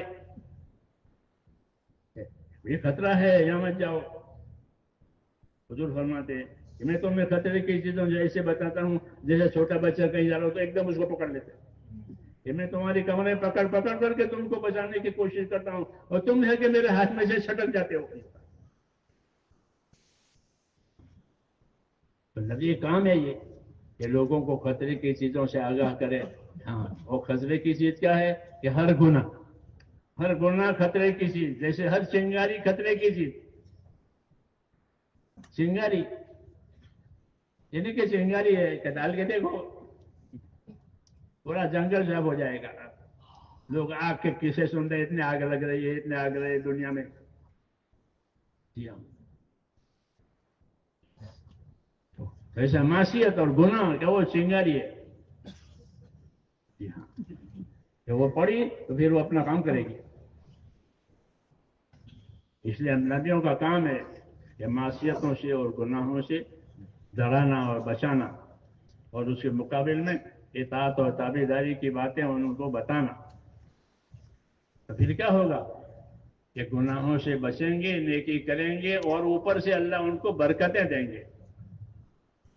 وَلَوْ أَنَّ أَهْلَ الْقُرَىٰ آمَنُوا وَاتَّقَوْا لَفَتَحْنَا عَلَيْهِمْ بَرَكَاتٍ مِّنَ السَّمَاءِ وَالْأَرْضِ. یہ شہروں میں، بستیوں میں، گاؤں میں رہنے والے لوگ اپنی زندگی ایمان یقین پر اور خدا کے خوف پر لائیں تو اللہ فرماتے ہیں ہم ان کو اوپر سے بھی برکت دیں گے، نیچے سے بھی برکت دیں گے. آسمان ایسا پانی برسائے گا جو خیرات لاوے، اور زمین اپنے خیرات ظاہر کرے گی. کیوں؟ یہ ایمان یقین والے ہیں، یہ خوف والے ہیں. یہ چیزیں پیدا کرنے کی ہے میرے دوستوں. نبیوں کی دعوت میں، نبیوں کی محنت میں یہ چیزیں پیدا ہوتی ہیں. اندر خوف پیدا ہوتا ہے، اندر شوق پیدا ہوتا ہے. کبھی پٹی کھلتی ہے اندر کی تو اپنے گناہ کی پٹی کھلتی ہے. دعوت میں ایک اثر ہے کہ دعوت صحیح طریقے سے اندر روشنی پڑی ہے تو اس کو پچھلے گناہ یاد آتے ہیں. تو میں نے یہ کیا ہے، میں نے یہ کیا ہے، میں نے یہ فلانے کا دبایا ہے، فلانے کا کھایا ہے. ہاں، یہ پٹی کھلتی ہے. ہاں، یہ جب پٹی کھلتی ہے تو وہ چوبتی ہے اندر، کسی کو کہہ نہیں پاتا. جو اندر چوبے وہ گناہ کی نشانی ہے، گناہ کی علامت ہے. حدیثوں میں کہ گناہ کس کو کہتے ہیں؟ کہ جو تیرے اندر چبھن پیدا کرے وہی گناہ ہے. ہاں، کہ وہ یہ غلط ہوا تو چوبتا ہے اندر کہ میں نے یہ کیا، میں نے یہ کیا، میں نے یہ کیا. جو چبھن ہے کہ وہ چبھن کو چھوڑ دے، گناہ کو چھوڑ دے، توبہ کر لے تاکہ چبھن ختم ہو جائے. تو اس کام کی یہ برکت ہے. جب یہ کام چلتا ہے اور اندر روشنی پڑتی ہے تو زندگی غلط تھی تو وہ چبھے گی اندر. جسے مشین بتاتی ہے یہاں ہڈی پھٹی ہے یا ہڈی ٹوٹے، بتائیں نا. تو ایسے یہ ہاں، اس لیے آدمی توبہ پر آتا ہے. کیا آتا ہے؟ توبہ پر آتا ہے کہ اللہ کی طرف رجوع کرنے والی پہلی صفت توبہ ہے. التائبون العابدون السائحون الراکعون الساجدون العامرون بالمعروف. کہ اللہ کی طرف رجوع کرانے والی پہلی صفت کیا ہے؟ کہ توبہ ہے. کافر کفر سے توبہ کرے تو مسلمان ہو جائے گا. مسلمان گناہ سے توبہ کرے تو وہ نیک ہو جائے گا. یہ ترتیب ہے، یہ ترتیب ہے دیندار بننے کی. یہی ہمارا کام ہے کہ ہمارا کام کہ اپنے آپ کو دیندار بنانا ہے. کیا بنانا ہے؟ کہ دیندار بنانا ہے. اگر گناہ میں ہے تو کہ توبہ کرے. اللہ نے توبہ کا دروازہ کھلا رکھا ہے. کوئی بھی توبہ کرے اللہ فوراً قبول کریں گے، چاہے جتنا بڑا گناہ ہو. 80 سال کا کافر بھی کفر سے توبہ کرے وہ قبول، کیونکہ اللہ کو توبہ پسند ہے. توبہ کا معنی اللہ کی طرف لوٹنا. سمجھ نہیں بات؟ تو اس لیے کہا توبوا الی اللہ جمیعا ایھا المؤمنون. اے ایمان والو تم سارے کے سارے اللہ کی طرف توبہ کرو کیونکہ تم سب گنہگار ہو. یہ کہا میرے سب بندے گنہگار ہیں. اللہ نے کہا کل عبادی خطاؤن، میرے سب بندے خطا کار ہیں. اللہ کو معلوم ہے. اور اچھے خطا کار وہ ہیں جو توبہ کریں. تو وہ اللہ کو پسند ہے. راستہ بتایا ہے. کیا بتایا ہے؟ نا امید نہیں ہونا ہے، راستہ بتایا. ابشروا واملوا ما یسرکم حدیثوں میں کہ بشارت تو سنو، اللہ سے امیدوار رہو. اللہ سے امیدوار رہو اچھے حالات کی، اللہ تمہیں خوش کر دے گا. یہ بات جی ہاں، نبی کا کام ہے بندوں کو اللہ سے جوڑے، اللہ کے اطاعت سے جوڑے. وہی ہمارا کام ہے. اس لیے اس کام کے ذریعے سے زندگیوں کا جوڑ اللہ سے کرنا ہے، اس کے حکموں سے کرنا ہے، رسول صلی اللہ علیہ وسلم کی سنتوں کا اپنے آپ کو پابند بنانا ہے. اپنے آپ کو اپنی انفرادی زندگی میں سنتوں کا پابند کرے، اجتماعی زندگی میں اپنے دین کا مددگار بنے. یہ ہماری ترتیب ہے.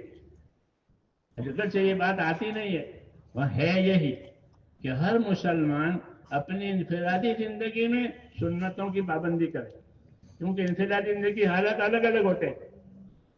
ہاں، تو اپنی انفرادی زندگی میں کیا کرے؟ سنتوں کی پابندی کرے، سنتیں سیکھے. اور اجتماعی زندگی میں اپنے دین کا مددگار بنے. یا ایھا الذین آمنوا کونوا انصار اللہ. سب کو کہا اے ایمان والو تم سارے کے سارے اپنے دین کے مددگار رہو. یہ دین سیکھو، دین سکھاؤ، سیکھنے کی دعوت دو. اور کہیں اس کے سیکھنے سکھانے کے لیے جانا پڑے تو اپنے جان مال کے ساتھ تیار رہو. یہ نصرت کہلاتی ہے.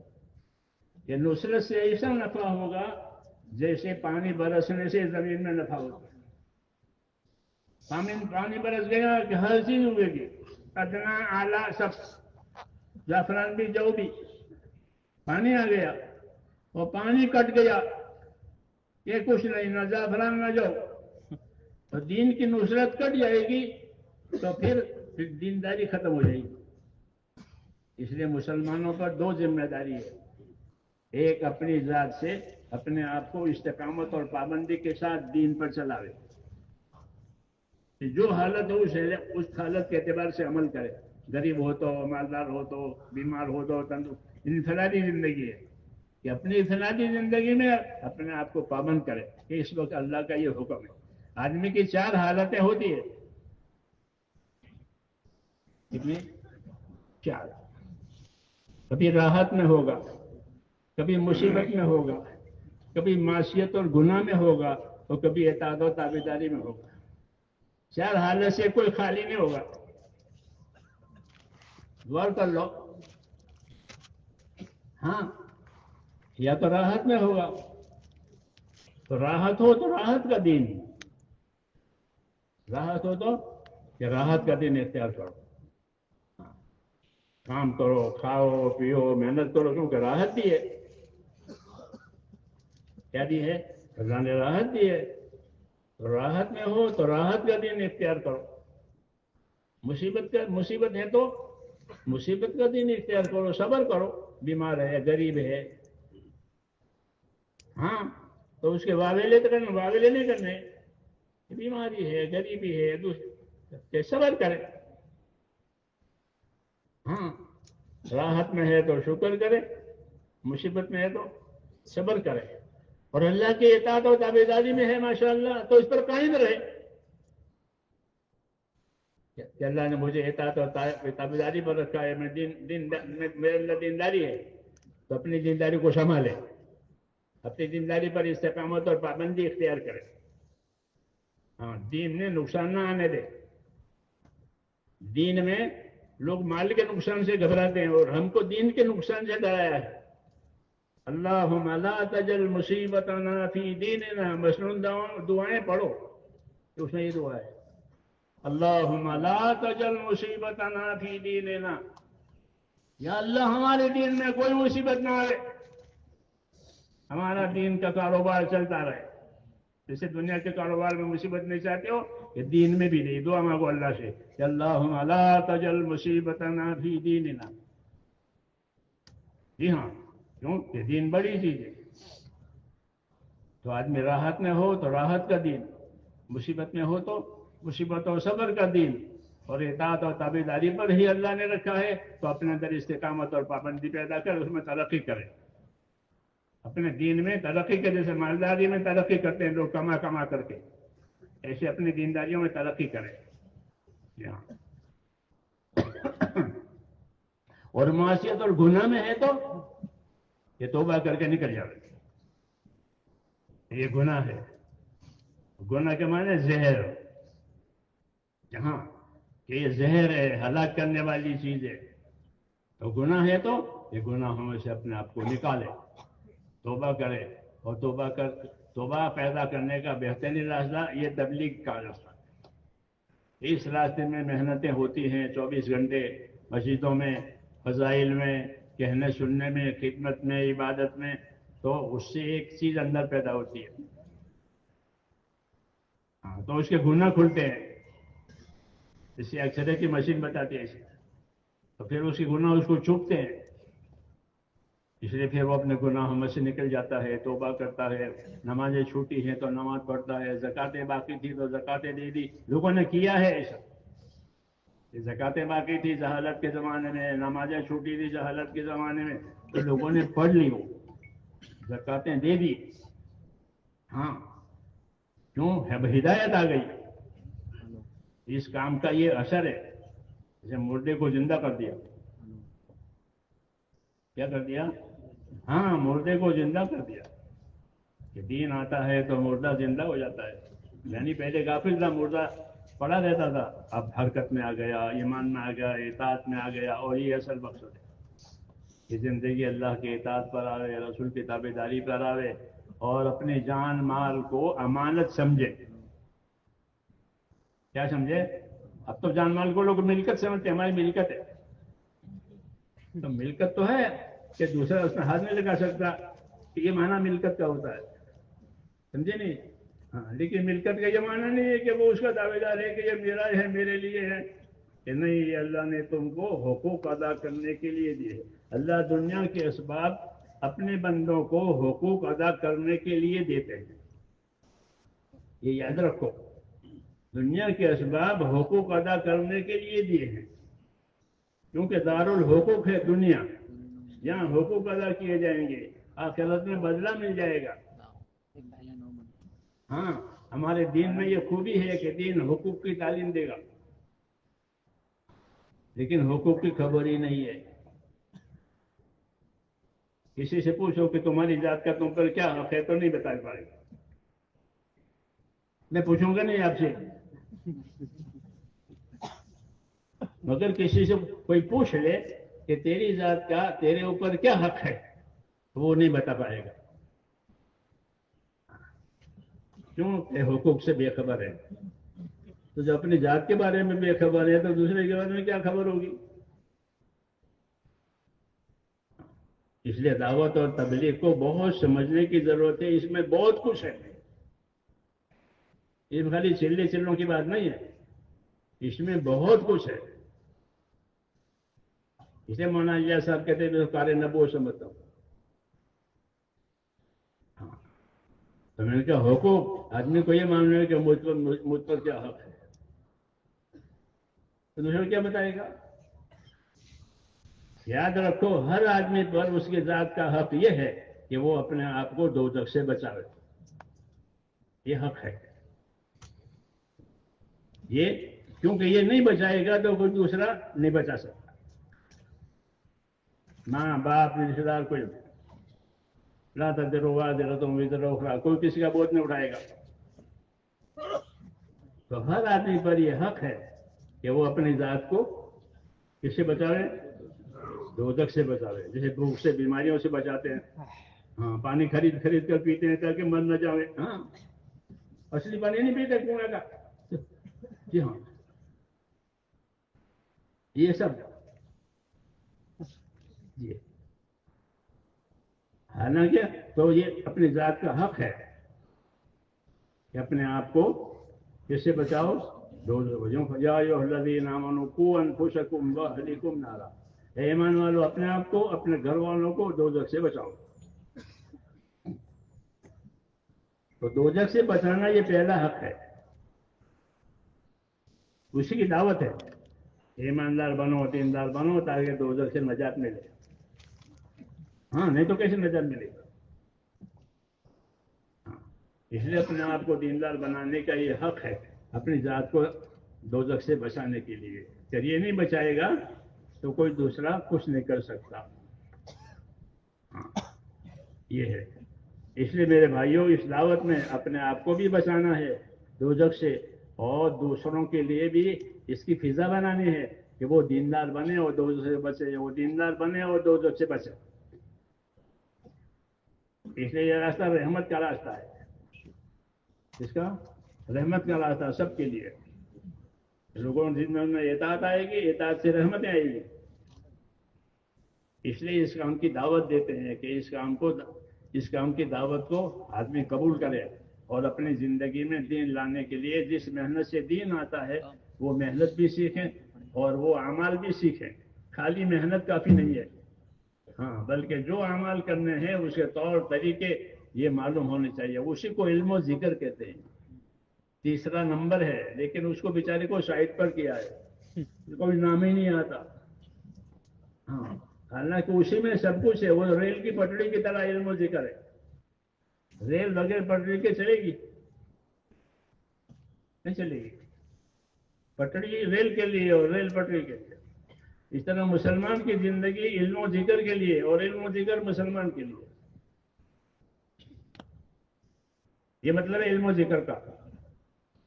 علم یعنی اللہ کے حکم کو جانے، اور ذکر یعنی اس کے عمل کا طریقہ سیکھے۔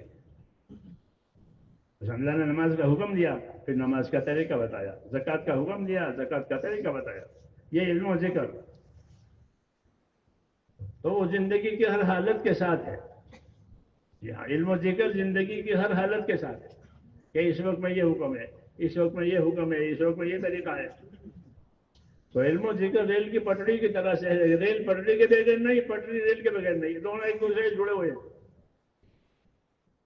ایسے مسلمان کی زندگی اس کے لیے ہے، علم و ذکر کے لیے، اللہ کے حکموں کو سیکھے جانے، اور پھر ذکر یعنی اس پر عمل کرے۔ ذکر اطاعت کو کہتے ہیں، وہ عمل ہے۔ یہی مقصد ہے دعوت کا کہ ایک ایک مسلمان کی زندگی میں یہ چیزیں آ جائیں. اس لیے نکل جانا کافی نہیں ہے، نکل جانا ضروری ہے، لیکن اس پر گزارا کرنا کہ میں تو نکل گیا، کہ نکل کر کیا کیا؟ ہاں، کہ نکل کے اپنے اندر یہ چیزیں پیدا کرنی ہے، اللہ کا خوف، یقین، عبادت کا اہتمام. تبلیغ میں لگے اور عبادت کا اہتمام نہیں ہے. 2 رکعت سنت 3 وتر پڑھ کر آ جاؤ بھائی، آ جاؤ بھائی. ہاں، ہمارے دلی میں برابر کہتا ہوں، یہ کیا گیا؟ لوگ 17 رکعت پڑھتے ہیں جو جماعت میں نہیں جاتے. وہ دلی کے مسلمان جو ہمارے آتے ہیں نماز پڑھنے کے لیے، بڑی مسجد ہے، وہ کونے میں حضرت دہانی طرف، وہ 17 رکعت پڑھتے ہیں. عشاء کی یہ 9 پڑھتے تبلیغ والے، اور پھر آ جاؤ آ جاؤ، حجات صحابہ پڑھی جائے گی، آ جاؤ. یہ طریقہ صحیح نہیں ہے. عمل کے ساتھ دعوت ہے، دعوت کے ساتھ عمل ہے. ومن احسن قولا ممن دعا الى اللہ، اور آگے وعمل صالحا، دعوت بھی دے اور عمل صالح بھی کرے. اور اس پر کوئی فخر نہیں، اس پر کوئی فخر نہیں. وقال اننی من المسلمین، میں بھی تمہارے ایک مسلمان بھائی ہوں، میں کوئی بڑا نہیں ہوں. ہاں، میں بھی عمل کرتا ہوں، آپ بھی عمل کرو. یہ اس کو اخلاص کہتے ہیں، کہ دعوت بھی دے عمل کرنے کی اور اخلاص بھی پیدا کرے کہ میں بھی ایک مسلمان ہوں جیسے آپ مسلمان ہیں، کوئی بڑائی نہیں ہے. تو یہ چیزیں میرے دوستوں پیدا کرنی ہے اس دعوت کے ذریعے سے. اس کے لیے کہا کہ اس کے لیے وقت مانگا جاتا ہے، تفریح کے وقت. ہر کام کے لیے وقت چاہیے، ہر کام کے لیے. کوئی کام بغیر وقت کے ہوتا نہیں. ہاں، تو دعوت کے لیے بھی اور ان چیزوں کو پیدا کرنے کے لیے ہمارے بزرگوں نے وقت مانگا امت سے، اور لوگوں نے اوقات دیے تو ان کی زندگیوں میں دین آیا. جی ہاں، جو وہ دوسروں کے لیے داعی بنے، دوسروں کے فائدے کے لیے ان کی زندگیاں ہو گئی. حدیث شریف میں ہے کہ خوش نصیب ہے وہ بندہ کہ جس کو اللہ خیر کے پھیلنے کا ذریعہ بناوے اور شر کے مٹنے کا ذریعہ بناوے. کہ ہمارے ہاتھوں سے خیر پھیلی، ہمارے ہاتھوں سے شر مٹا، یہ خوش نصیب لوگ ہیں. دعوت میں اس محنت میں یہی بات ہے کہ خیر کے پھیلنے کا اور شر کے مٹنے کا ذریعہ ایک ایک مسلمان بن سکتا ہے، چاہے پڑھا لکھا ہو نہ پڑھا لکھا. ہاں، کہ اس کام کے ذریعے سے رخ بدل جائے گا. جی ہاں، خیر کی طرف. پھر وہ سیکھے گا، اگر محنت کرے گا تو ترقی کرے گا، ولی بن جائے گا. ہاں، کام ہے نبیوں کا، تو نبی تو نہیں بن سکتا لیکن ولی بن سکتا ہے، اپنی پابندی کی وجہ سے، اپنے اخلاص کی وجہ سے، اپنے قربانی کی وجہ سے. اس لیے میرے دوستوں، آپ دوستوں سے اس کا تقاضا کیا جاتا ہے کہ اس کام میں وقت لگاؤ. ہاں، وقت لگے بغیر بات تو اچھی لگتی ہے. تو حضرت فرماتے تھے کہ اچھی باتوں کو سن لینا، خوش ہونا ہماری عادت ہو گئی ہے. کیا اس کی مثال تو ایسے کسی کا باغ ہو اور پھولوں سے پھلوں سے لدا ہوا ہو، اس کو دیکھو کتنا اچھا باغ ہے، تو وہ تو ان کا ہے، تمہارا کیا؟ پھر دوسروں کے باغ کو دیکھ کر خوش ہو جانا نہیں، اپنا باغ بناؤ. دعوت میں یہ ہے کہ اپنا باغ بناؤ. ہاں، دیکھ دیکھ کے خوش ہونا بچوں کی عادت ہے. بچے دیکھنے جاتے ہیں، کوئی کھیلتا ہو، تماشا ہو. جی ہاں، کہ نہیں دیکھنا نہیں ہے بلکہ سیکھنا بھی ہے، کرنا بھی ہے. اب بتاؤ اس کے لیے، اس کام کے لیے جان مال وقت یہ لگتا ہے. جی بھائی تشریف رکھیے، بھائی بیٹھ جاؤ. او بھائیو دیکھو جتنی سکون سے عظمت سے آپ حضرات نے بات سنی ہے، آپ لوگوں سے ایک گزارش ہے، جب تک ہمارا کام پورا نہ ہو جائے آپ حضرات پورا ساتھ دیں. کوئی اٹھے اس کو محبت سے بٹھا دیں. ساتھ دوں گے بھائی پیچھے والے ساتھ دوں گے. اللہ آپ سب کو جزائے خیر دیں. اب بولنا شروع کریں. 4 مہینے کے لیے کل دعا سے نکلنے کے لیے کون کون تیار؟ اپنی جگہ پر کھڑے ہو جاؤ. 4 مہینے کے لیے کھڑے ہو جاؤ اپنی جگہ پر. ماشاءاللہ، اللہ قبول فرمائے. واہ واہ واہ واہ واہ واہ. اور ہمت کرے میرے بھائیوں، 4 مہینے کے لیے کل اپنی دعا سے نکلنا انشاءاللہ. ماشاءاللہ، کھڑے رہو. اللہ آپ کو جزائے خیر دے. کرو ہمت 4 مہینے کے لیے. کہیں سے بھی ہو، شہر میں سے ہو، اطراف میں سے ہو، جماعت کی شکل میں ہو، افراد کی شکل میں ہو، سب سے ہماری گزارش ہے، سب سے ہماری درخواست ہے، ہمت کر کے بولنا شروع کریں. 4 مہینے کے لیے بہت بڑا مجمع ہے ماشاءاللہ. کریں ہمت میرے بھائیوں. اور جنہوں نے اب تک 100 سال ہو گئے تبلیغ کو اب تک کبھی وقت نہیں جا وہ تو ضرور فکر کرے. ہاں وہاں فرما جس کی زندگی میں آج تک 4 مہینے نہیں لگے ہیں وہ تو اپنی ضرور فکر کرے. تبلیغ کو چلے 100 سال ہو گئے. تبلیغ کو تو 100 سال ہو گئے. ہمارا کیا اس میں لگا؟ لگانے والے لگا کر دنیا سے چلے گئے, اپنی آخرت بنا گئے. ہمارا کیا لگا؟ کرو ہمت میرے بھائیوں 4 مہینے کے لیے. اللہ کون پہل کرتا ہے؟ اللہ قبول فرماوے. ماشاء اللہ ماشاء اللہ. اللہ جوانی میں خوب برکت عطا فرماوے. اور ہمت کرو اور ہمت کرو. اللہ ان کھڑے ہونے والوں کی جان میں, مال میں, ایمان میں, اعمال میں, عزت آبرو میں خدا ان کی قیامت تک کی نسلوں میں برکت نصیب فرماوے. کرو ہمت میرے بھائیوں. اور کون ہمت کرتا ہے؟ اور کون ہمت کرتا ہے؟ ماشاء اللہ بات سنی ہے, بات سمجھ میں آئی ہے, اللہ پاک نے دل میں ڈالی ہے.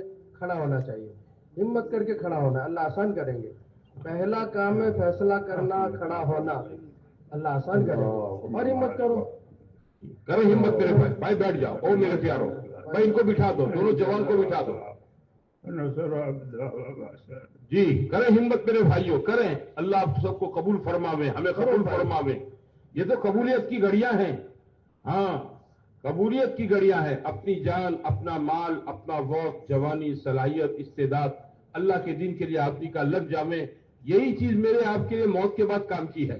باقی سب یہاں چھوٹ جائے گا. ہاں بھائی جس نے لگائی ہے وہ خندق کے پار. تھوڑی ہمت کی ضرورت ہے. کرو ہمت. ماشاء اللہ دل میں آ گئی ہے, اللہ نے ڈالی ہے, بات سمجھ میں آئی ہے. ماشاء اللہ بہت دھیان سے ہم نے بات سنی ہے, بات دل میں اللہ پاک نے ڈالی ہے. بس تھوڑا کرو ہمت, کرو ہمت. اللہ آپ سب کو جزائے خیر دے. کرو ہمت. حلقوں سے تیار ہو کر آئے وہ بھی بتاویں, ترتیب بن گئی ہے وہ بھی بتاویں, جن کی ترتیب نہیں بنی ہے وہ بھی کھڑے ہو جاویں, جن کے دل میں اللہ نے ابھی بات ڈالی ہے نقد وہ بھی ہمت کر کے بولے کہ 4 مہینے کے لیے میں تیار ہوں. نقد بتاویں, نقد 4 مہینے کے لیے. ہاں آئے تھے اجتماع کی تھیلی لے کر, بستر لے کر 3 دن کے لیے, بات سمجھ میں آ گئی. برسوں سے ہماری مسجدوں میں تشکیل ہو رہی ہے. ساتھی گھروں پر ملنے آتے ہیں, دکان پر ملنے آتے ہیں, کاروبار کی جگہ پر ملنے آتے ہیں. انشاءاللہ ماشاءاللہ چلتا رہتا ہے. بھائی آج تو فیصلہ کر لو, آج تو فیصلہ کر لو. اس مجمع میں ایسے آدمی ہیں جن کے چلے کئی بار لگ چکے ہیں. ہمارے بزرگ کہتے ہیں کہ بھائی پہلی فرصت میں آدمی 4 مہینے تھے. حضرت مولانا صاحب رحمۃ اللہ علیہ فرماتے تھے میرے دل کی تمنا ہے ہر مومن انتقال سے پہلے 4 مہینے اللہ کے دین کی نسبت پر لگاویں. 4 مہینے ایک ساتھ اللہ کے دین کی نسبت پر لگاویں. اپنی آخرت بنے, خبر بنے, اور اللہ ہمارے ذریعے سے دوسروں کا بھلا کر دیں. جیسے حضرت مولانا فرمائے نے کہ ہم دوسروں کے بھلائی کا ذریعہ بنے جائیں, خیر کے پھیلانے کا ذریعہ بن جائیں گے. لگیں گے کیا ہمارے 4 مہینے, لگیں گے کیا چند مال, لگیں گے کیا بھائی تھوڑا کھانا پینا, گھر کی راحت آگے پیچھے ہوگی, لیکن کتنا بڑا کام ہو جائے گا. جن کے لگے ہوئے 2 سال 3 سال 4 سال ہو کے ہیں وہ بھی ہمت کرے کہ پھر لگانے, انشاءاللہ ہر سال لگانے ہیں. اللہ کے ہزاروں بندے ہیں جو ہر سال 4 مہینے چلتے ہیں. لوگ کرو ہمت. اور کون نیت کرتا ہے؟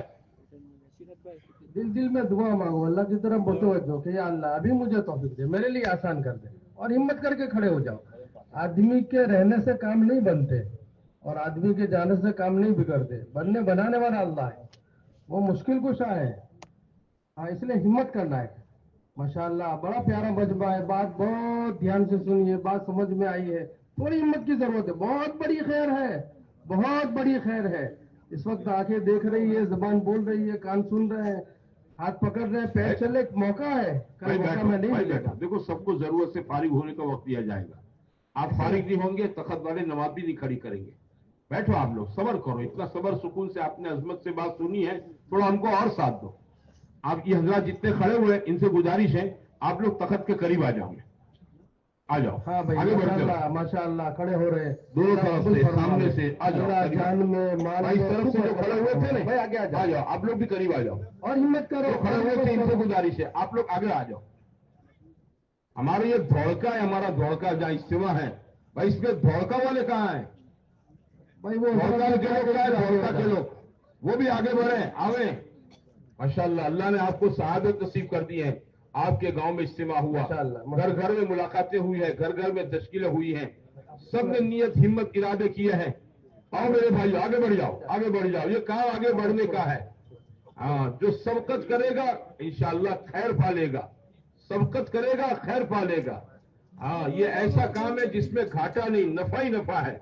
आप भी करने वाला बने। भाई बैठो, ओ भाइयों, अल्लाह के वास्ते थोड़ी देर बैठ जाओ, अल्लाह आपको जज़ाए खैर दे, अल्लाह आपको कबूल फरमाए। बैठ जाओ, थोड़ी सब्र कर लो, हमारे मजमे को न उखाड़ो, हमें साथ दो।